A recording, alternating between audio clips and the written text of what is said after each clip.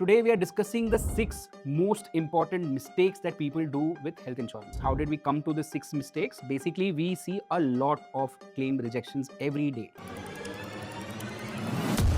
We see these claim rejections on social media. A lot of people send us their claim documents. I have seen so many claim rejections in my entire career of around 20 years. So, based on this, we realize that there is so much of frustration with respect to health insurance claims. People don't understand the product well, and a lot of times, obviously, insurers also make rejections which probably shouldn't be made. Whatever happens, if you don't know the product, if you don't know why claim rejections are happening, it is always going to make your life miserable in terms of understanding, in terms of getting your claims, in terms of dealing with insurance companies. So that's the attempt of this video. They're basically trying to help you understand what are the key mistakes that people make in understanding health insurance, and that basically leads to claim rejections and frustration during claims. Okay, so the first mistake is people don't understand the scope of this policy. See, every policy is a contract and there is a scope around which the policy is sold to you, right? The first important thing to understand is a health insurance policy is not going to cover everything under health. It is actually in spirit a hospitalization treatment policy. अगर आपका hospitalization हो रहा है, जिसका सबसे ज़्यादा खर्चा होता है, that is what a health insurance policy in essential terms covers, right? What is a hospitalization? How does insurance company look at hospitalization? It should be a necessary hospitalization which requires an active treatment. Necessary hospitalization का मतलब है कि अगर आप घर पे treat हो सकते थे तो इंश्योरेंस कंपनी आपका प्रीमियम जो पॉलिसी है या जो क्लेम है सॉरी वो पे नहीं करेगी, right? If by medicines or by taking some simple consultations or some bandage, if you are basically, let's say, met with an accident, if you can be treated at home, it will not be paid by health insurance. The second important thing is active treatment. अगर आप hospital में सिर्फ monitoring purposes के लिए, मतलब बहुत बार ऐसे होता है कि डॉक्टर बोलता है कि सेफ साइड के लिए आप हॉस्पिटल में भर्ती हो जाओ, एडमिट हो जाओ, वो जो होता है वो कवर्ड नहीं होता है हेल्थ इंश्योरेंस में. Health insurance will only cover जहां पे एक्टिव ट्रीटमेंट हो रही है हॉस्पिटल में, और वो ट्रीटमेंट सिर्फ हॉस्पिटल में हो सकती है, घर पे नहीं हो सकती है. तो ये इंपॉर्टेंट चीजें हैं जो आपको समझना जरूरी है. इसको छोड़ के जो स्कोप में है वो 2 इंपॉर्टेंट चीजें जो समझनी चाहिए. एक तो है टेम्पररी एक्सक्लूजन्स. टेम्पररी एक्सक्लूजन्स मतलब जब आप हेल्थ इंश्योरेंस लेते हो तो इमीडिएटली आपके सारे कवर्स शुरू नहीं होंगे. All your covers will not start immediately. There will be waiting periods and basis that your cover will unfold as you keep investing in the plan. 30 days का basically एक वेटिंग पीरियड होता है जहां पे पहले 30 डेज में आप sickness claims नहीं कर सकते, सिर्फ एक्सीडेंट क्लेम कर सकते हैं. पहले 2 साल में you will be not able to claim for specific treatments which are treatments where the insurance company is not able to probably understand or evaluate or test you on. तो वो जैसे for example piles है, cataract है, prolapse disc बोलते हैं जिसको basically slip disc बोलते हैं, वो सारी चीज़ें पहले 2 साल में कवर नहीं होती. अगर आप इसके लिए क्लेम करते हो और आपको क्लेम नहीं मिलता है तो आपको ऐसा लगता है कि हेल्थ इंश्योरेंस कंपनी आपको पे नहीं करना चाहती है, बट ये part of the scope of the policy है. Next is waiting periods for pre existing diseases. आपको कोई भी बीमारी है जो आप पॉलिसी लेने के पहले से आपको, तो इंश्योरेंस कंपनी आपको इमीडिएटली कवर नहीं करेगी. उसका कारण ये है कि अगर इंश्योरेंस कंपनी सारे लोगों को सेम डे जब आप पॉलिसी ले रहे हैं तब से आपको एग्जिस्टिंग डिजीज के लिए भी कवर करना लगेगी, तो पॉलिसी का प्रीमियम जो होगा वो ऑलमोस्ट जो सम इंश्योर्ड है उतना हो जाएगा. It will not remain affordable और the insurance company will not basically be viable. इसलिए एग्जिस्टिंग डिजीज जो होती है वो 3 साल के बाद एक average insurance company usually cover करती है. उसमें कभी कभी 2 साल भी होता है, बट 3 ईयर्स के बाद कवर करती है. तो ये सारे जो है ये टिपिकली एक वेटिंग पीरियड बोला जाता है. This is basically some things that insurance company says that wait, I will cover you after a couple of years, you stay committed with me in the plan. Now there are some permanent exclusion. Permanent exclusion का मतलब है कि insurance company बोली ये वाली चीजें भाई मैं कभी पे करूंगा ही नहीं. फॉर एग्जाम्पल जो इमीडिएट दिमाग में आ रहा है वो मैंने आपको ऑलरेडी बताया कि सेफ साइड ट्रीटमेंट आप हॉस्पिटल में कर रहे हो, आपको लग रहा है आपको हॉस्पिटल में ट्रीट होना है, पर एक्चुअली आप घर में हो सकते हो, वो कवर्ड नहीं होता है. मेटर्निटी होता है, डेंटल जो एक्सीडेंटल नहीं है जिसमें आपका कोई जॉ ब्रेक नहीं हुआ है, आपको बेसिकली रूट कनाल करना आना है, वो कवर नहीं होता है. रिहैब कवर नहीं होता है, राइट? जैसे अल्कोहल की वजह से, किसी की अब्यूज की वजह से they have basically some disease and that needs to be covered under health insurance. No, it won't be covered. illegal reasons की वजह से you have basically gone through some accident or some illegal stuff has been done by someone and then that person is basically injured and something has happened, again that is not covered under health insurance. Like that there are a lot of such out of scope things that health insurance will not cover because they are saying that bhai I am pricing you for a specific things that I'm covering with you and those are the things I will cover and these are the things that are listed clearly that I will not cover under health insurance. So that is understanding the scope of the policy. Second is not taking adequate cover under health insurance. बहुत लोग क्या करते हैं कि हम अब सोचते हैं कि आज जितना हॉस्पिटल का बिल आ रहा है उतनी का हेल्थ इंश्योरेंस ले ले। एक्चुअली आप जो हेल्थ इंश्योरेंस ले रहे हैं, you are taking it for the long term. Today let's say if you are 28, 30, you are not buying health insurance for today, you are actually buying health insurance for let's say 10 years from now, 15 years from now, where you will actually need a major hospitalization. Probably not if you take care of your health, but लग सकता है, right? That is where you need health insurance. And healthcare inflation is growing by 14% year on year. आपको जो करना है कि आपका जो अभी का कवर आपको लग रहा है सही है, लेट्स से 5 लाख आपको सही लग रहा है, आपको उसके ऊपर 14% नहीं, चलो 5, 7, 10% का इन्फ्लेशन लगाना है, और 55 ईयर्स तक आप जो एज पे होंगे, उस टाइम पे कितना हेल्थ इंश्योरेंस कवर लगेगा, वो आपको आज लेना है, राइट? वैसे करना है। You have to buy health insurance for your old age when you are young. You are pre-booking a health insurance for your old age today. So typically ये 13 से 15 लाख रुपए का कवर होता है, वो आपको टिपिकली लेना चाहिए अगर आप आज 28 से 30 है, दैट वुड बी इंपॉर्टेंट। अब आप बोलेंगे कि मैं बाद में अपग्रेड कर लूंगा, अभी मेरे पास इतना प्रीमियम नहीं है, मुझे इतना खर्चा नहीं करना है, आज मैं क्लेम भी नहीं करने वाला, why should I pay? The most important thing to understand is health insurance is the only product where the seller can reject the buyer. आप जब चाहे तभी आप हेल्थ इंश्योरेंस नहीं ले सकते, आप अपग्रेड नहीं करा सकते। If you have a disease, if you have some illness और you have some history, insurance company can सीधा रिजेक्ट योर केस और योर फैमिलीज केस। सो ये वेरी इंपॉर्टेंट कि जब आप हेल्दी है तभी आप एडिक्वेट सम इंश्योर कैलकुलेट करें और फिर लें। Next thing to look at is effective coverage. अब ये इफेक्टिव कवरेज जो है ये थोड़ा सा फनी मामला है, तो इसको थोड़ा अच्छे से लेट्स अंडरस्टैंड दिस। एक तो है आपने कवर डिसाइड कर लिया कि 10 लाख का कवर लेना है, 15 लाख का कवर लेना है, but that health insurance plan could have certain terms and conditions within the plan which could restrict you to use that entire 15 lakhs, right? For example बहुत सारे इंश्योरेंस प्लान्स थे पहले, अभी है कि नहीं इमीडिएटली मुझे याद नहीं आ रहा है, बट जो बोलते थे कि मॉडर्न ट्रीटमेंट में सिर्फ 1 लाख के लिए कवर करूंगा। Now you have a plan of 15 lakhs but you need a modern treatment, then you will get only 1 lakh. So effective coverage is now 1 lakh, right? Similarly cataract treatment, अगर cataract treatment आप करवा रहे हैं, कोई policy बोल रही है कि 50,000 तक की पर आई ट्रीटमेंट देंगे, effective cover for that cataract treatment becomes 50,000, not 15 lakhs. So that is something very important to understand and register in your mind कि भाई एक्चुअली जब ट्रीटमेंट की जरूरत पड़ेगी तो पूरा 15 लाख यूज होगा कि नहीं। जितना हो सके फाइनेंशियल लिमिट्स नहीं होनी चाहिए पॉलिसी में। और एक इंपॉर्टेंट चीज है कोपे, राइट? कोपे होता है, डिडक्टेबल होता है, ये जो होता है ये कॉस्ट शेयरिंग मैकेनिज्म है, जहाँ पे इंश्योरेंस कंपनी बोलती है कि कुछ पैसे तुम देना, क्लेम आएगा तभी, और कुछ पैसे मैं दूंगा। 10%, 15%, 20% का बेसिकली एक लिमिट होता है, जहाँ पे इंश्योरेंस कंपनी बोलती है आप पे करो और मैं बाकी का पैसा पे करूंगा। ये इंपॉर्टेंट है समझना इसको। सी कभी कभी होती है कि सीनियर सिटीजन पॉलिसीज होती है जहाँ पे प्रीमियम बहुत हाई होता है, तो कॉस्ट शेयरिंग से प्रीमियम लो होता है, अफोर्डेबल हो जाता है आपके लिए। तो इंपॉर्टेंट चीज है करने के लिए, but you should know this, always look for this. So कभी भी पॉलिसी डॉक्यूमेंट मांगो, जो भी आपका एडवाइजर है इंश्योरेंस कंपनी, कंट्रोल एफ करके लिमिट सर्च करो, कोपे सर्च करो, और अंडरस्टैंड करो कि ये वाले फाइनेंशियल लिमिट्स आपकी पॉलिसी में है कि नहीं।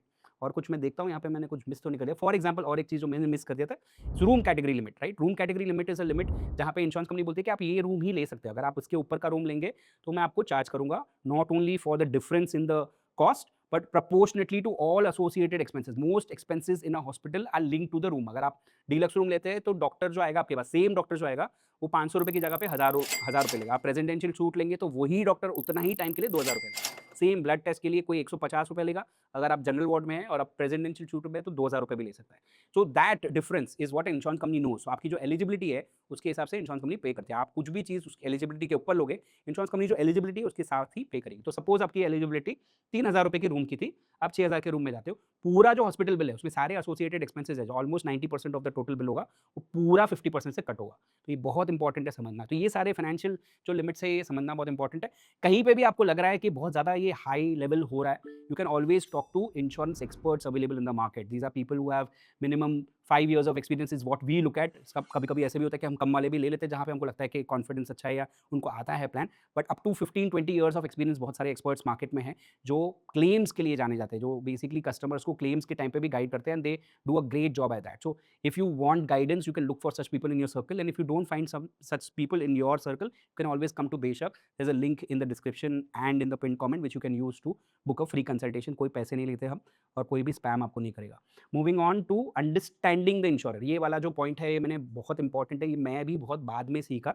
मुझे ऐसा लगता था कि प्रोडक्ट अच्छा होना चाहिए, राइट? अगर प्रोडक्ट अच्छा है तो बहुत हो गया, इंश्योरर तो है वो कोई भी ले लो, बट मेरे जो एक्सपीरियंस रहा है over 20 years I have seen that insurance company behave very very weirdly when crisis comes. COVID was the biggest example where I saw good insurance companies which I felt were very well-meaning insurance companies, they turned, they twisted, they started not paying claims, all this happens. So it's very important to understand how good an insurance company is to the depth of that company, right? इसके लिए बहुत सारे ratios available है basically, जैसे for example आपको जो पता होगा वो claim settlement ratio पता होगा, you would think that claim settlement ratio is a good ratio, actually it's a very I would say a poor ratio to understand an insurance company. The real good ratios to understand an insurance company are basically speed of claim settlement, incurred claim ratio, very importantly rejection ratio, complaints ratio. ये सारे ratios आपको समझने चाहिए और उसके हिसाब से आपको इंश्योरेंस कंपनी चूज करना चाहिए. One more thing is that social media पे अगर आपका अच्छा फॉलोइंग है, अगर आप देखते हो सोशल मीडिया पे, find out which insurance company you should not take. You should not try to find out from social media which insurance companies to choose, but you can always find out which insurance companies to rule out, because you will find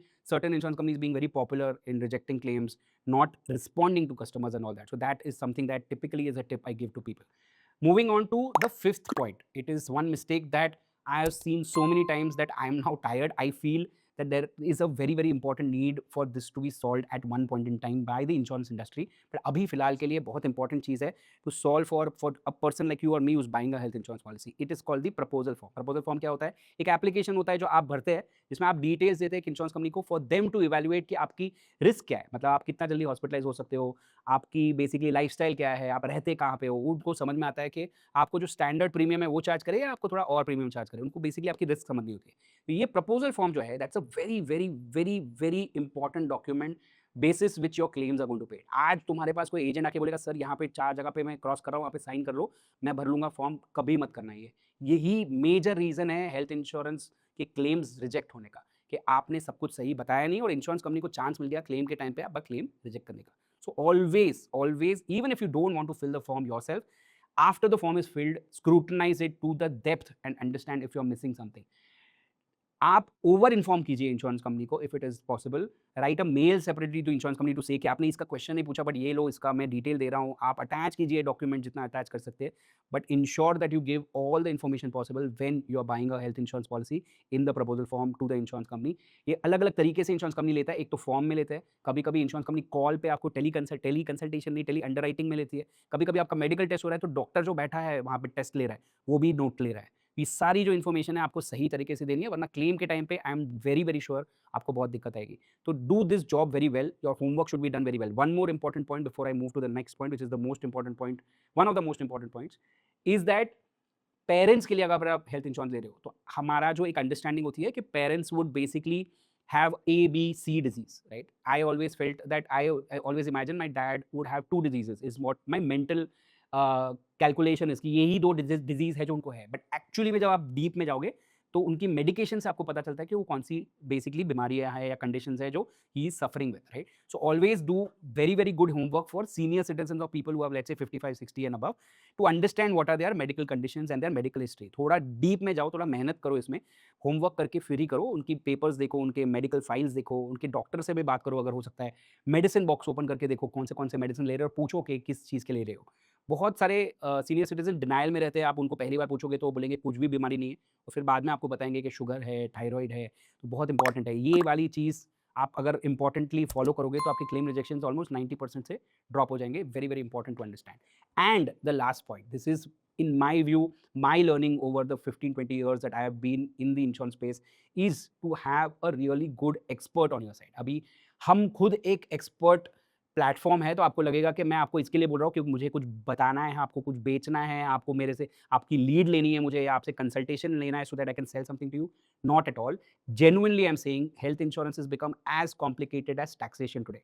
If a person has to understand health insurance today, it is becoming a monumental task. We have a team of 4-5 people who read policy documents every day and still struggle to keep up, right? Because every day features are changing, conditions are changing. Insurance company अपनी journey में कुछ change कर देता है जो उनके product features में नहीं है, प्रोसेसेस में नहीं है. ये बहुत ही दिक्कत वाला काम है समझना और सही तरीके से प्लान खरीदना. So like in taxation you have a CA. I would genuinely recommend that you have an expert on your side who will help you choose the right plan, will help you buy it right, proposal form सही भरा है, और आपके time, आपका जब भी claim का time आए वही पर्सन प्रोफेशनल इतना है कि वो बेसिकली क्लेम के टाइम आपके साथ खड़े रहे. मत लीजिए बेशक से, no problem. Find an expert who's in your circle, in your city, and buy from that person. In case you are not able to find anybody, then come to Beshak and try us out. Like meaning कोई दिक्कत नहीं है, आपको कोई charge नहीं लग रहा है, आपको कोई पैसे नहीं देने. Try us out. You will find a very big difference between talking to experts and talking to a call center guy जिसको 2 हफ्ते की ट्रेनिंग देके एक स्क्रिप्ट दिया गया है और उसको कुछ बोलने दिया गया है, राइट? क्लेम्स जब सॉल्व करता है कोई, तब पता चलता है कि कितना दिक्कत आती है, मतलब पॉलिसी लेने के टाइम पे कितना मेहनत करना चाहिए. If someone has not seen claims, he should genuinely not be selling health insurance. I myself, if I have to buy a health insurance today, I will not buy it on my own. I will talk to an expert whom I know, or probably through Beshak, and I'll buy a policy from them, because I genuinely don't think I have a handle on everything that I want to look at, right? So that is the kind of importance an expert has today. That's it. मतलब these are the 6 mistakes that people make. Expert नहीं देखते, proposal form की issue होती है, आपको basically adequate sum insured का पता नहीं है, आपको जितनी लिमिट्स है वो नहीं पता है, या आपने बेसिकली स्कोप नहीं समझा है हेल्थ इंश्योरेंस का, और आप बेसिकली हेल्थ इंश्योरेंस ले रहे हैं, आपने सिर्फ साइन कर दिया जहाँ पे आपको किसी ने बोला है। ये सब चीज़ें मत कीजिए, don't do these mistakes, and you will be through. I am telling you, if you follow this to the T, you will have almost 0.1 0.5% issues with health insurance, because even if those issues come, your expert will be there to solve them. Hope you like this video, hope you found it helpful.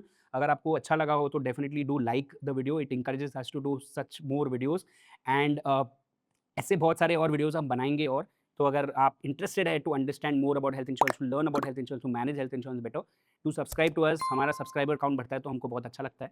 हमारा mission है ये कि people buy health insurance and be happy with it and don't have an hassle when they are buying and when they have a claim. We answer these questions with a lot of passion. We don't have any vested interest when we answer these questions, because we're not taking any commissions, any marketing money from anybody. So we will help you. That's something that is assured. That's it. Thank you very much. Bye bye.